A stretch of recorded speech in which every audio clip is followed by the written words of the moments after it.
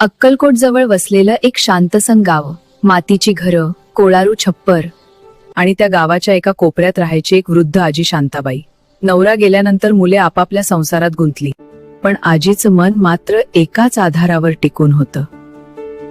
दररोज पहाटे आजी दिवा लावायची, हात जोडायची आणि हळूच म्हणायची, स्वामी आज काही नसलं तरी चालेल, पण माझी श्रद्धा कधी कमी होऊ देऊ नका. 1 वर्ष गावावर मोठं संकट आलं, पण मन मात्र शांत होतं. या रात्रीची शेवटची प्रार्थना, स्वामी तुमची इच्छा.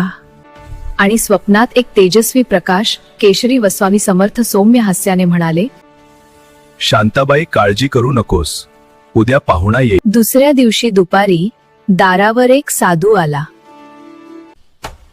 आई भिक्षा देशील का? बाबा माझे काहीच नाही. मग